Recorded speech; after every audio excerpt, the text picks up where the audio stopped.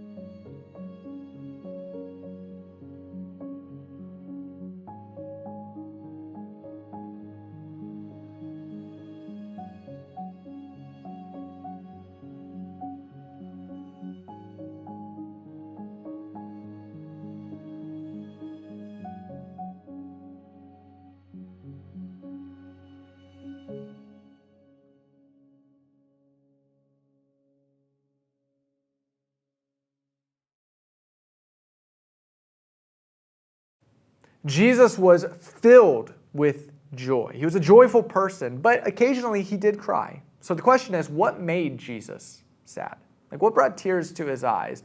Because if we can know what makes Jesus sad, it's actually going to give us insight to know what brought him joy.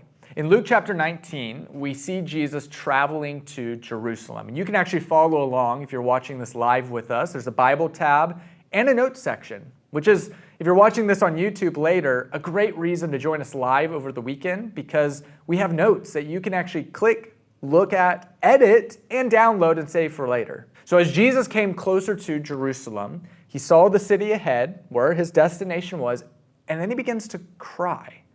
This is in Luke chapter 19, verse 41. Why did Jesus start crying, though? Well, what do we know about why Jesus, the Son of God, came? He came to bring life. He came to live life abundantly. He came to seek and save the lost, to proclaim the good news for the poor, to give sight to the blind, to set prisoners free.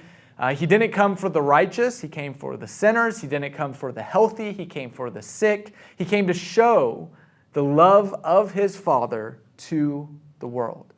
And as Jesus is sitting on this hill, looking down on Jerusalem, what he saw wrecked him. So what made Jesus cry? Look at it. "O Jerusalem, Jerusalem, the city that kills the prophets and stones God's messengers. How often have I wanted to gather your children together as a hen protects her chicks beneath her wings, but you wouldn't let me." Do you want to know what makes Jesus sad? Is whenever he wants to love, to protect, to comfort, to heal, to be with you, and he can't. And this was a devastating blow to Jesus. It brought him to tears. I mean, you just see it in the text. But Jesus didn't sit in his sadness. He's known as a person filled with joy. And so what I want to do for the remainder of this message is give you 3 ways that you can experience joy with Jesus again. And I'm going to give them right here at the top. Number 1, take 1 step towards your Father. Number 2, enjoy a relationship instead of following rules. And number 3, bring somebody with you. So step 1, take 1 step toward your Father. In Luke chapter 15, Jesus tells this very emotional story to help people know and understand the depth of the Father's love. Let me summarize it for you. There's a father, he has 2 sons. And the younger one is just tired of following the rules. Like, he's ready to just go off and do his own thing. Right? He's done being under daddy's thumb. He wants to go branch off, make his own adventures, all that kind of stuff. So he actually insults his dad beyond belief. And he just tells him, like, give me my inheritance now. In any culture, that's extremely rude, right? But he tells him, like, give me my blessings without a relationship. That's what I want. I mean, he's arrogant, he's rebellious, he's entitled. He's a son who is just using his father. Extremely rude, but especially rude in this particular culture. I mean, this is the ultimate insult. Because whenever you ask for your inheritance early, you're basically saying, hey, Dad, I wish you were dead.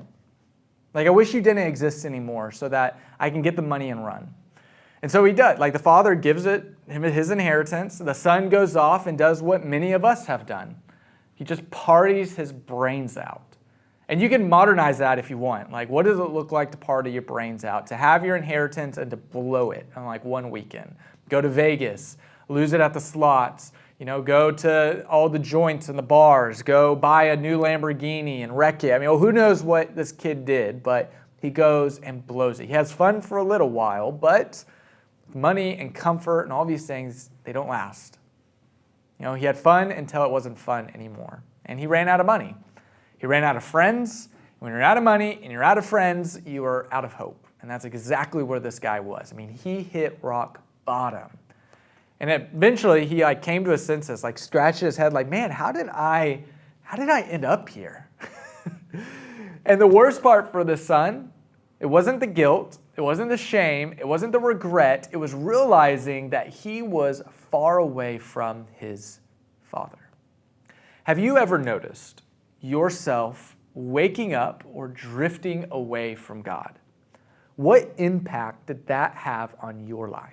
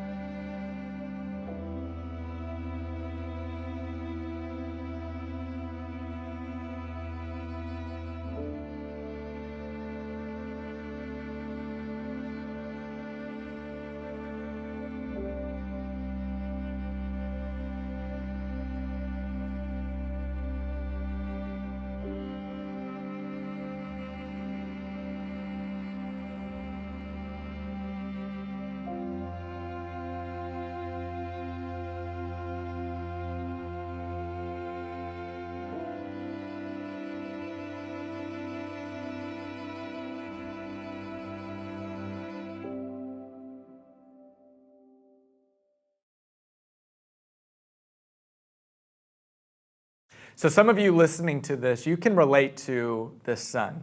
You're not as close to God as you once were. And it's not like you intentionally rebelled against him.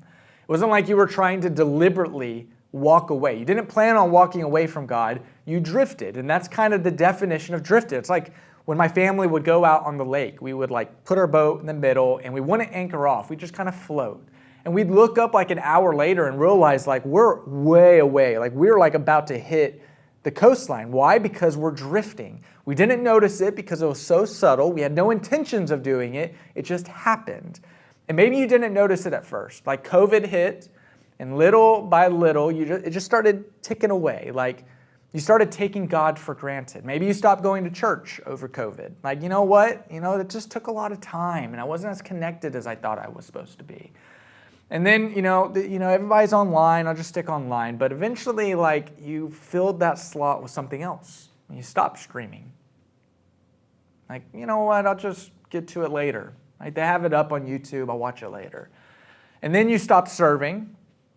And then maybe you woke up one day and you're like, you know what? I don't remember the last time I prayed. Do you remember the last time you prayed? Like, you stopped and intentionally prayed to God? Do you remember the last time you read the Bible? And I'm not trying to belittle you, I promise. This is what happens. We're rock solid with God, and then we just drift. So this rebellious kid, he hits rock bottom. He's literally living with the pigs. He's like jealous of the pigs' food. And there's a powerful moment in verse 17. It says, when he came to his senses, the young man, he said, how many of my father's hired servants have food to spare? And here I am, starving to death. I mean, he came to his senses, which whenever you're at rock bottom, clarity is just one step away. And he realizes, like, life was so much better at my father's house. It was so much better with him. Like, I have a problem. I have a problem internally. I wanted my inheritance. I screwed up really bad. Like, I'm not in a good place right now. I did some bad things I shouldn't. I basically told my dad I wish he was dead. Like, not in a good place. So what does he do? He begins, like, planning a strategy. Okay, here's my apology speech. Here's exactly what I'm going to say. I'm going to tell him, listen, Dad, I sinned. I'm a loser. I'm not worthy to be your son. Like, please, if you'll just take me back, I'll just be like one of your hired hands. Like, I'll be a servant. I'll work. I don't want to be in this place anymore. And so he gets up and he went to his father's house. Let me say it again. Read that verse again. Keep it on the screen. He got up and he went to his father. He got up and took one step. Have you ever done something that you're ashamed of? Have you ever said something, maybe somebody you love, that you just, like, you can't unsay? It's out there. Have you ever hurt somebody or lied, lusted, lost intimacy, lost relationship with the Father? Do you feel dirty sometimes, unworthy, unlovable? Get up. Take one step towards your Father. Get up. Take one step towards your Father. You see, the journey towards healing and forgiveness and joy, it starts with just one step. Just one. See, the son, he had no idea how much his father loved him. No idea. Like, every day, the father's heart was breaking at the son's actions, at the loss of relationship. His heart was breaking. How do we know that? How do we know his heart was breaking? Because what happens next? But while the father's son was still a long way off, his father saw him. He was looking for him and was filled with compassion for him. He ran to his son, threw his arms around him, and kissed him. This is extraordinary because in their culture, men never ran. It was considered undignified to run, especially as an older man. But the father doesn't care because love crosses lines. Right? The father loved his son. He missed his son. He couldn't wait to be near to his son. And so he runs, he sprints. He sees a little dot on the horizon and he recognizes that dot as his son and he runs towards him. And not only runs towards him, he takes his robe and wraps it around him. He takes the rings off his finger and puts them on his son. He takes the sandals off his feet and puts them under his son's feet. And then he tells the servants, hey, go kill the fattest cow we have. We're having a feast tonight. We're celebrating. I'm no longer sad. I'm no longer upset. I'm no longer heartbroken because my son isn't dead. He's alive, and now he's home. How do you experience joy with Jesus? You take one step towards your Father. You take one step. What one step could you take towards your Father this week?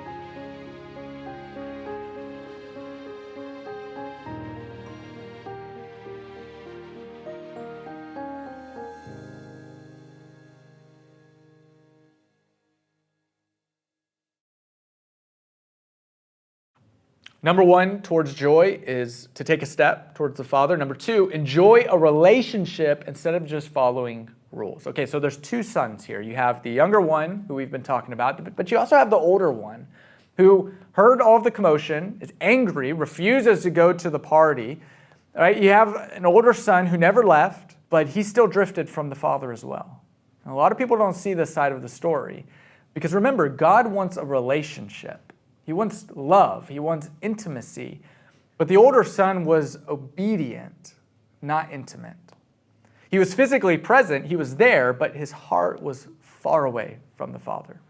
Is it possible that you haven't left, but you've drifted? You haven't left the faith, but you've drifted. You haven't left the church, but you've drifted. You haven't left Christianity, but you've drifted.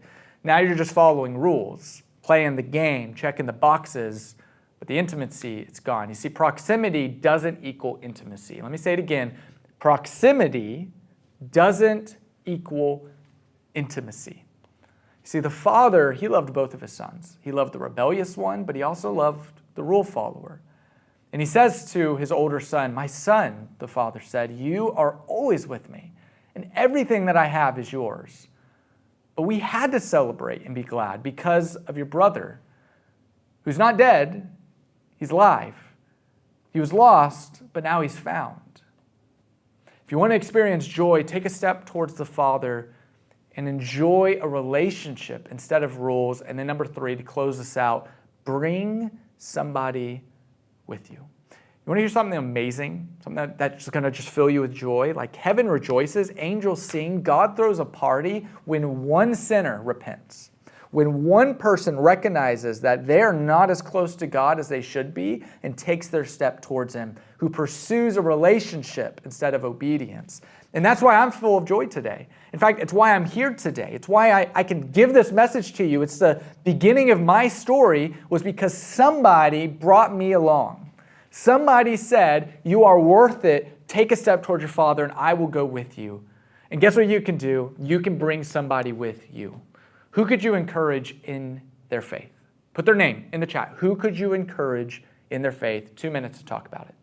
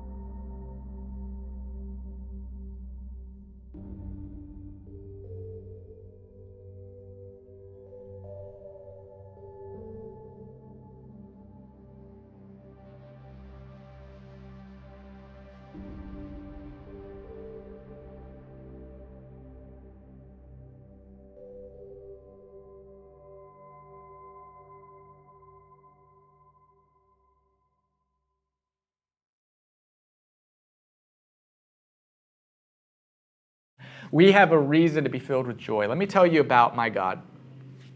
His love is perfect. And nothing that you could ever do will make him love you more. Nothing. You can't earn his love. It's already there. But here's the other side of that. Nothing you could ever do will make him love you any less either. He loves you with a perfect kind of love. And so, no matter why you left, no matter where you went, no matter what you've done, no matter what you've become, God is inviting you, come home. Come home. He's waiting to forgive you, to see you on the horizon, to run towards you and throw his robe and his arms around you, to love you. The journey starts with just one step. Your loving Heavenly Father, he has been waiting for you. He's running towards you, ready to forgive you and take you back. All it takes is one step. What makes Jesus cry? That you're separated from your Father. That's what makes him cry. He looks down at Jerusalem and says, look at these people. I want to just bring them. They're so far away from me. How can you stop those tears? Come home. Come home.